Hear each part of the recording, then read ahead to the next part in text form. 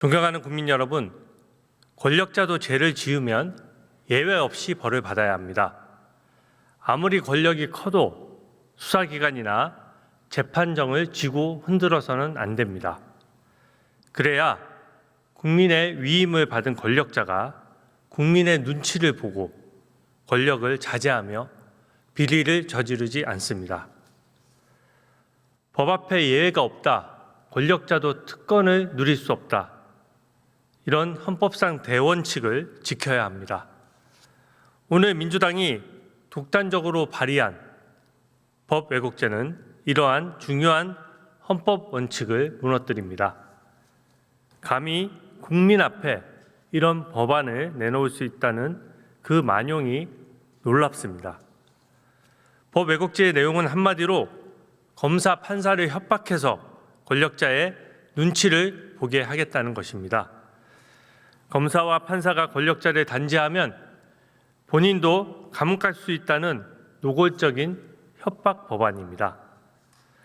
총칼만 들지 않았을 뿐 사법 테러와 마찬가지입니다. 법 왜곡죄는 이재명 정부에서 마음껏 죄를 저지르겠다는 범죄 선언입니다. 직권 남용, 협박, 뇌물 등 온갖 범죄를 저질러도 집권 여당인 민주당 의원들과 이재명 정부 인사들은 처벌을 받지 않겠다는 대국민 선전포고입니다. 우리만 사법 귀족이다, 특권층이다 라고 하면서 국민에게 의스대는 법안입니다.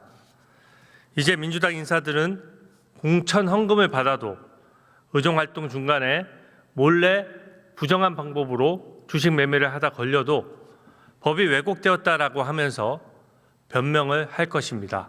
또 협박을 할 것입니다. 죄 지은 사람이 수사하는 사람을 닥달하고 압박하는 적반하장 드라마가 계속 벌어질 것입니다. 법 왜곡죄를 만들겠다는 것은 지금 죄를 짓고 있다는 자기 고백과도 같은 것입니다. 지금 이재명 대통령은 자기 재판을 없애기 위해서 많은 일을 벌이고 있습니다.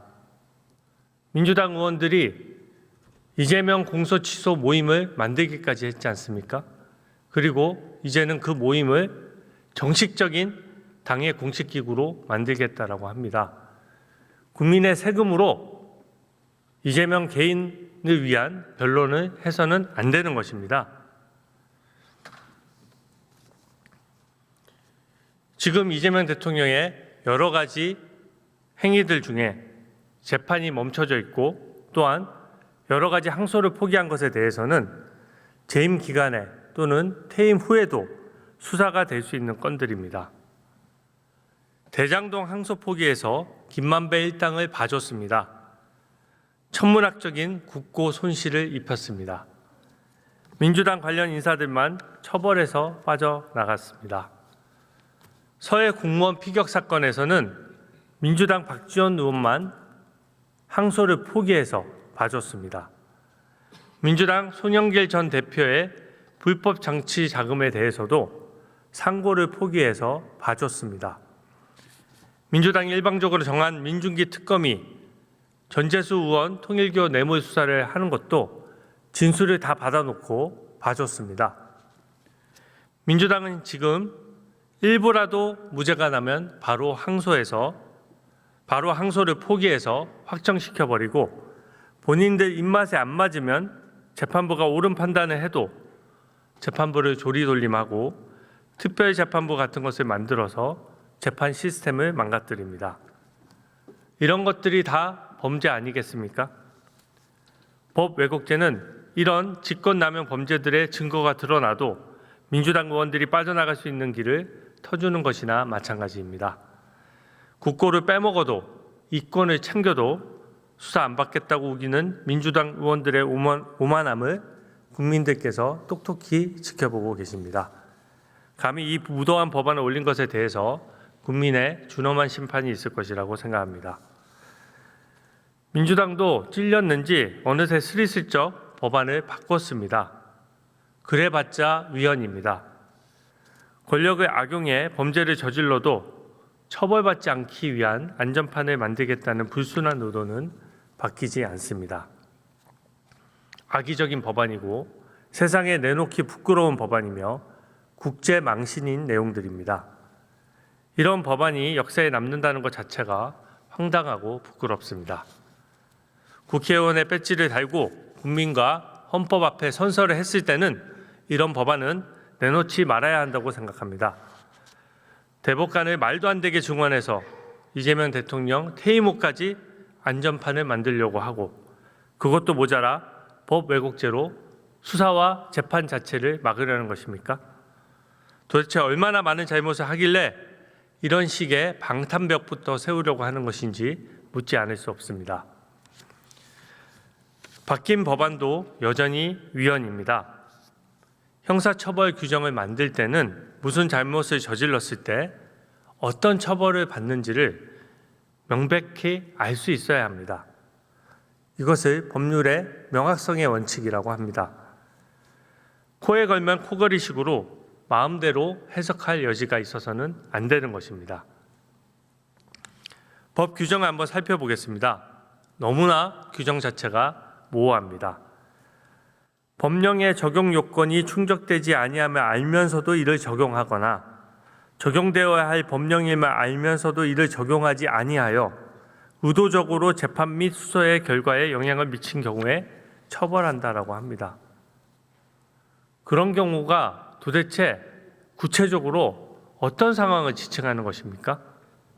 지금 민주당 의원들 설명을 들어보면 민주당 의원들에게 불리한 수사와 재판에 대해서는 다 왜곡됐다라고 하고 반대의 경우에는 전부 다 중형이 선고되어야 된다라고 합니다.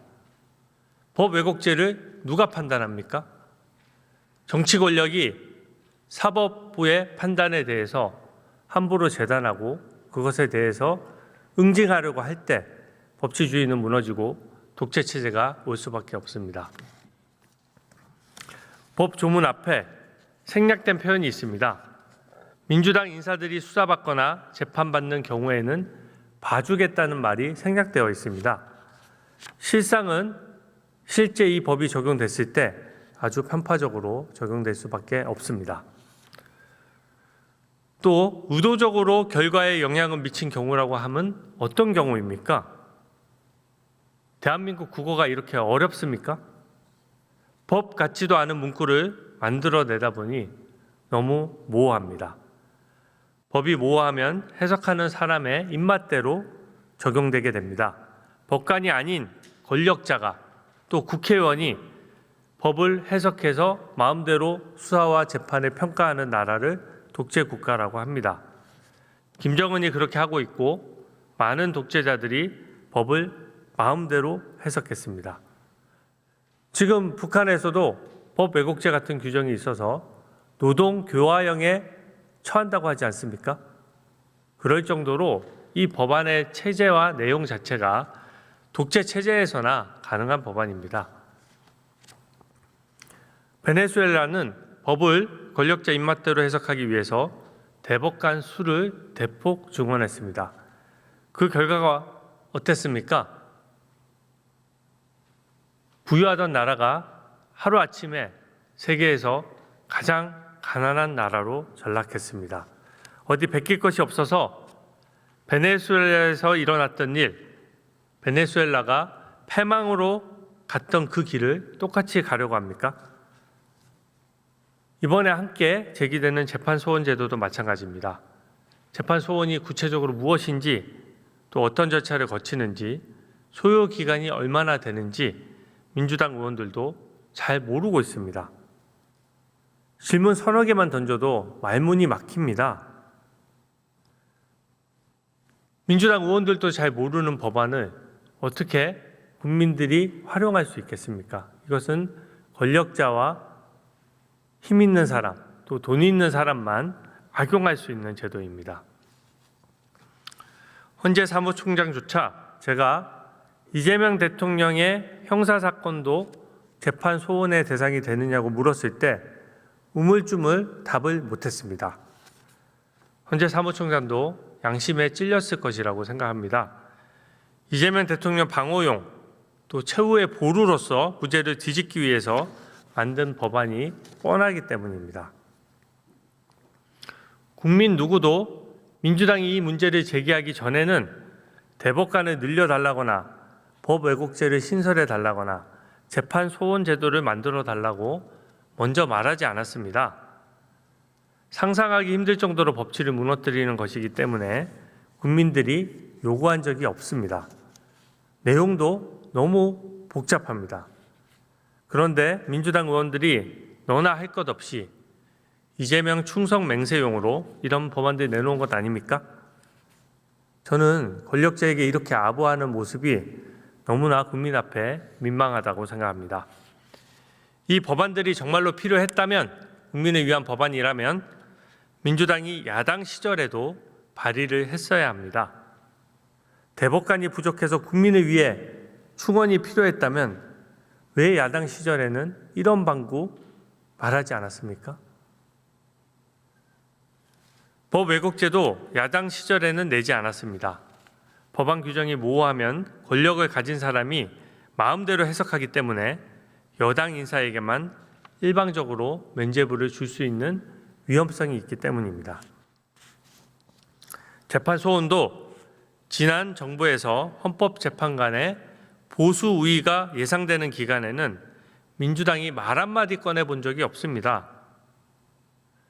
이재명 민주당 대표가 대법원에서 유죄 취지의 판결을 받으니까 그때부터 이 무도한 법안들을 추진하기 시작했습니다.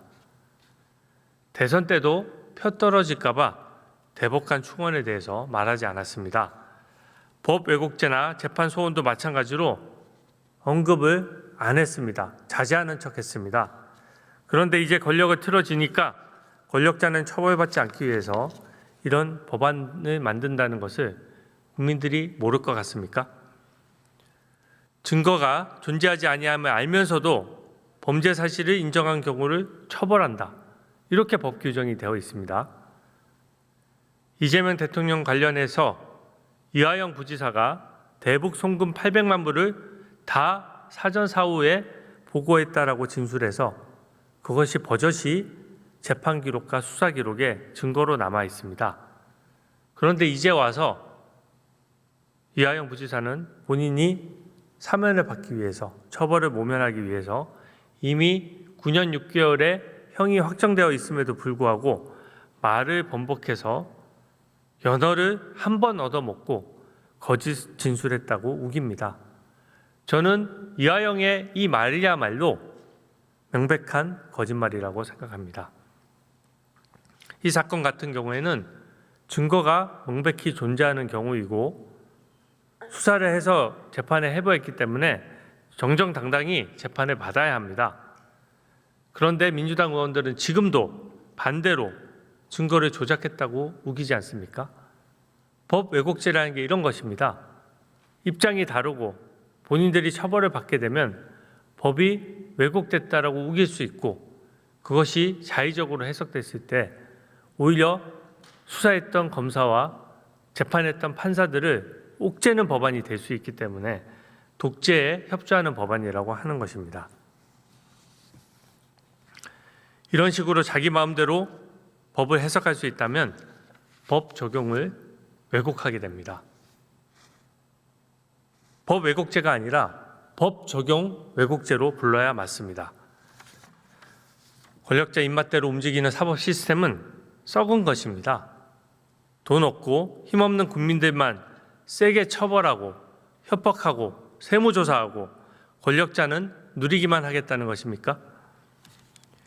이제 정권과 권력 구도가 바뀔 때마다 과거에 수사했던 사람들이 다시 소환돼서 처벌되고 처벌됐던 사람들은 풀려나는 기이한 현상이 반복될 것입니다. 이것은 여야와 상관없습니다. 정치 권력이 바뀌면 이 법 왜곡죄라는 잘못된 법안을 활용하려는 사람이 나올 수밖에 없습니다. 그래서 애초에 이 법안을 막아야 되는 것입니다. 무엇이 처벌되어야 하는 것인지 알 수 없게 되고 권력자는 마음껏 비리를 저지르게 될 것이 명확합니다. 이런 황당한 법안을 민주당 의원들은 반드시 철회하시기 바랍니다.